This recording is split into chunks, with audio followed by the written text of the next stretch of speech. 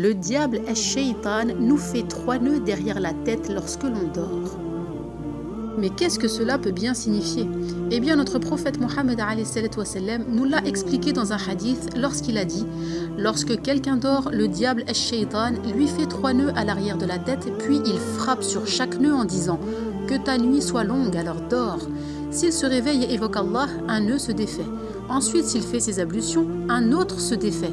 Enfin, s'il prie, alors tous les nœuds se défont. C'est ainsi que de bon matin, la personne se sent en forme et de bonne humeur, sinon il est de mauvaise humeur et paresseux. Et effectivement, le diable Shaitan fait ses 3 nœuds sur la nuque du croyant pour l'empêcher d'effectuer la prière du Fajr. Ainsi, au réveil, pour se débarrasser du premier nœud, nous devons invoquer Allah par du dhikr ou l'invocation du matin. Pour se défaire du deuxième nœud, nous devons accomplir nos ablutions et enfin, en accomplissant la prière obligatoire, nous serons débarrassés du troisième et dernier nœud bi-idnillah. La prière d'Al-Fajr, appelée aussi As-Subh, sont 2 noms qui ont la même signification. Ce sont 2 appellations pour désigner la première prière de la journée, qui est l'une des 5 prières prescrites par Allah Azza wa Jal à tout musulman. Cette prière obligatoire se prie une fois que l'entrée de l'aube est apparue. Cependant, il est fortement recommandé de prier 2 unités de prière, 2 raka'at, avant la prière obligatoire.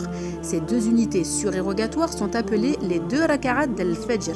D'ailleurs, le prophète a dit à ce sujet, les 2 unités de prière du Fajr, c'est-à-dire les 2 unités de prière surérogatoires, sont meilleures que la vie d'ici-bas et ce qui s'y trouve. Notre prophète Mohammed ne les a jamais délaissés et il avait pour habitude de réciter dans la première unité de prière Surat al-Kafirun et dans la seconde unité de prière Surat al-Ikhlas.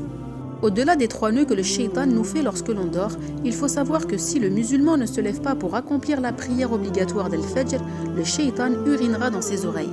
Comme nous l'a dit le prophète concernant un homme lorsqu'il a dit « Cet homme-là, le diable a uriné dans ses oreilles ». Nous devons faire les causes pour prier le Fajr en son temps, car beaucoup de musulmans sont négligents ou insouciants vis-à-vis de cette première prière de la journée qui déterminera pourtant le conditionnement de la personne pour tout le reste de la journée. N'oublions pas que le jour du jugement, Yawm al-Qiyam, la première chose sur laquelle nous serons interrogés est la prière, as-salah, qui est au nombre de 5 par jour et non de 4, car une prière priée hors de son temps est une prière perdue, subhanallah.